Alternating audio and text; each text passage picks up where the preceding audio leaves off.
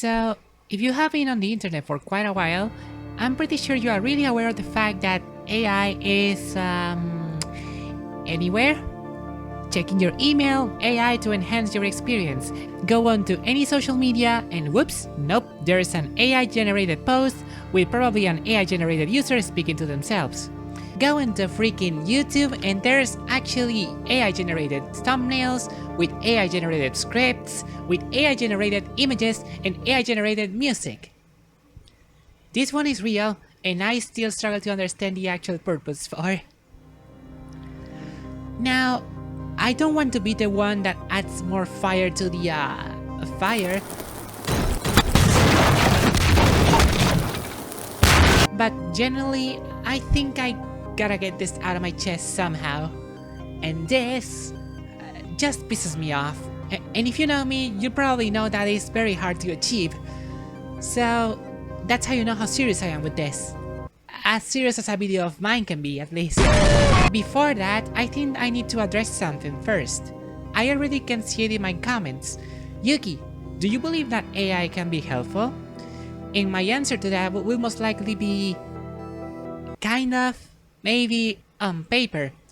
As we all know, the AI itself is nothing more than just a tool. The idea of AI is that you can use it to speed things up in your working station, for example, searching things quicker or just sorting things out in your working table, and ways to cut corners in a way that can still work out to a well-polished product. Everything looks so good and tempting in this idea until you realize what people will do with a tool as powerful as this. Yeah, this is the part that really pisses me off the most, if I'm being honest. Can machines think? What will happen if a person couldn't tell the difference between a human and a computer? Would that still be considered sentient, like a human thought? Now, that's a great philosophical question that we'll probably take on another time with more detail, but to oversimplify and to my understanding, AI is not really sentient on its own. What you're essentially talking to, it's a very kind of complex program, or software in this case, that tries its best to return a response that sounds as human as possible based on the context and the information that has been given to it. In layman's terms, it means that it's just computational logic, trying to give an output that feels like the most appropriate based on said context. This ties back perfectly to the question that we said before: can machines think? Now, this is a bit of a trick question that has like lots of semantics the more you think about it, in my honest opinion. But if a software can pretty much fool you into thinking that it's in fact like a human brain, what's the worst thing that could happen? What's the worst thing that could happen? But going back to the point, I personally think that we are in a sort of dangerous zone when it comes into the AI and how consistent or how frequent we see things about AI on its own. And what's worrying about this, kind of, it's not the fact that AI is now the new thing. AI has been on the works since like the early 50s. Do you remember how we got silly assistants in our phones or tablets?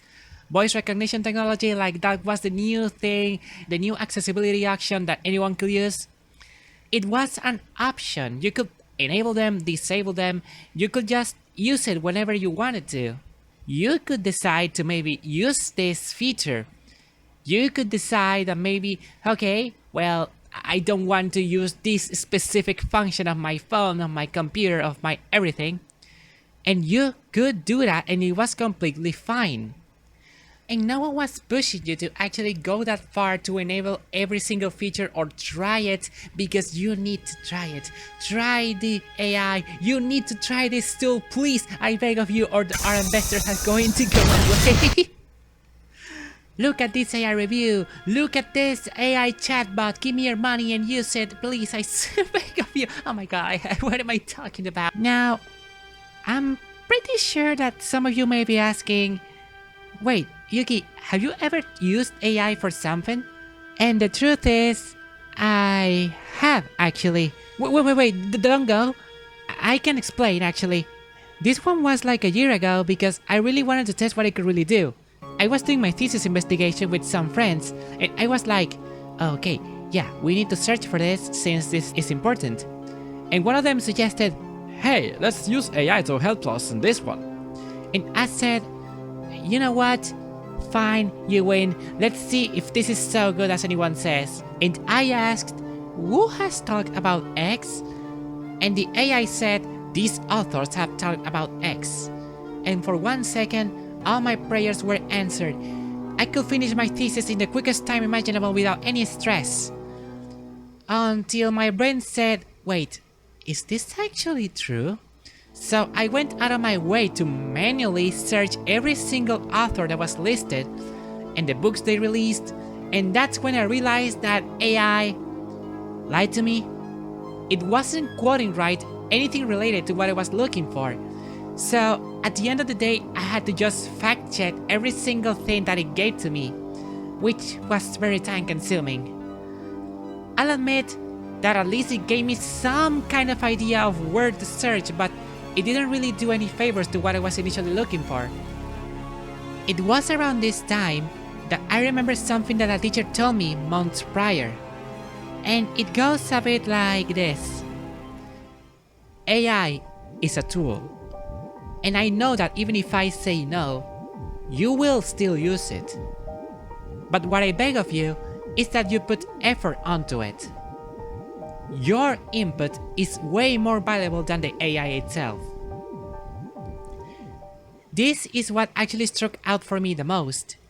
Because if you ask me what I think AI is doing about anything or what AI is doing to us all, it's just taking away any kind of input we may have in any creative process.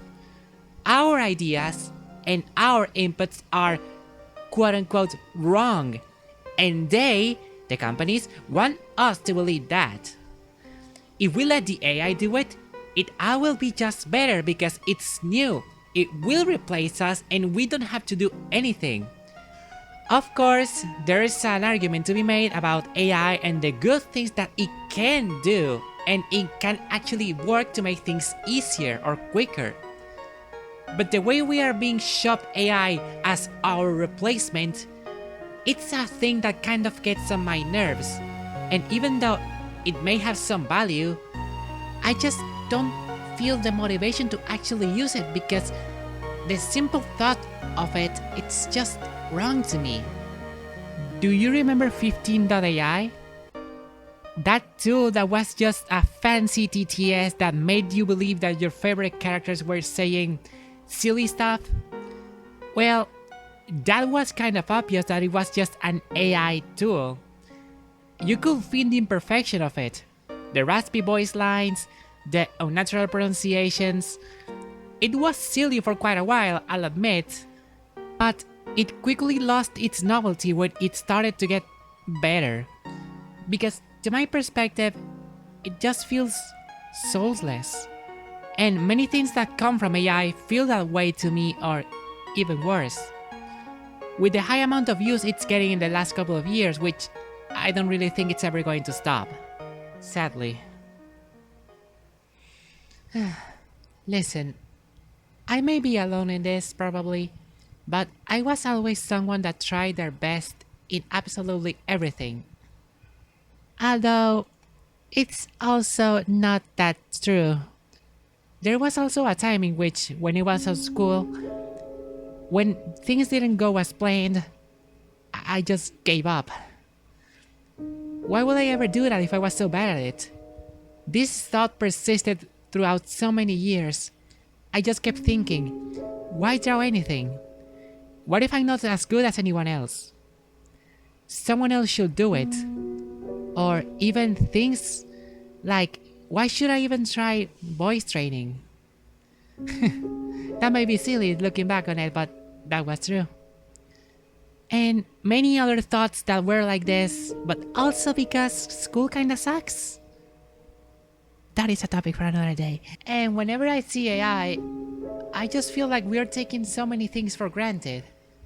The effort put in every art piece. the efforts placed in every note of a song, the effort of any word that is being written in an actual document. AI takes these concepts and it makes me feel like, in a silent way, it's telling me that if I give up on trying, then it's quote-unquote better. When the point of creating in the first place is all the soul and thought behind every single part of any creative endeavor. Or maybe, I don't know, maybe I'm just crazy at this point, if you wanna call me that, I guess. This high amount of AI content just makes me feel exhausted, more than angry at this point. I guess I'm just screaming into the void over here, but I am just so tired of looking at so many AI generated stuff, and I just wish it wasn't like this. The only good thing about AI, for me, is that it made me realize how much I actually value things created by so many talented people online. As flawed and imperfect any art may be, asking for perfection is just silly of a thought for me, because if you achieve perfection, then what will happen next? Life will be solved?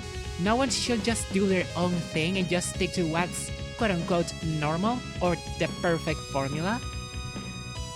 Should we all just be the same kind of person that consumes the same stuff and creates the same stuff forever? I personally don't think that's how life should be. It will be just boring.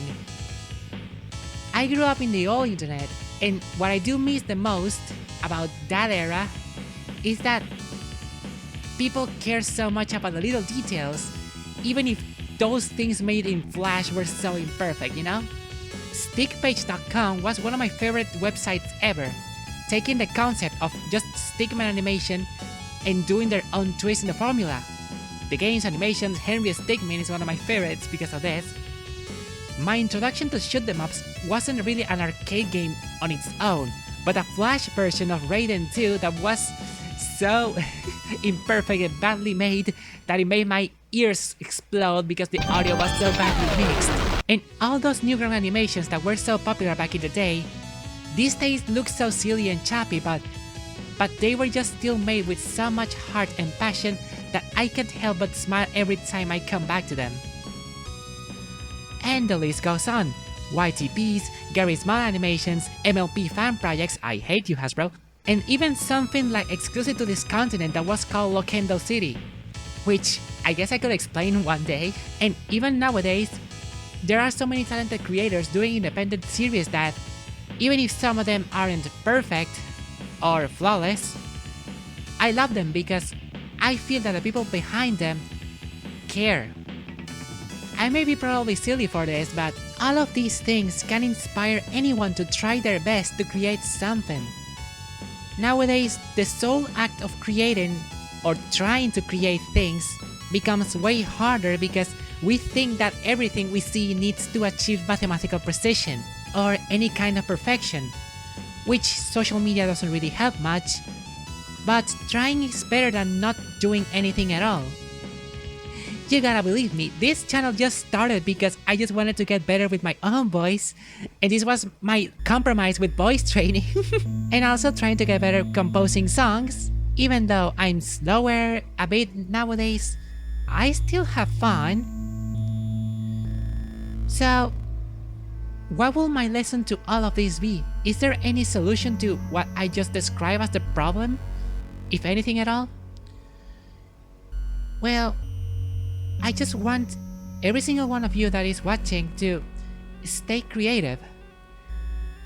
Whatever you made is still yours. Be proud of it. And I'm sure that you'll do better as long as you keep on doing it and obviously have fun with it. And yeah, there will be things that may not be for you, or maybe you don't like it at all, which is fine as well. But you tried, and that's what matters the most. Everything comes from an idea, but every idea comes from the question, what if I try to make this myself? I'll be seeing you soon, and thanks for watching.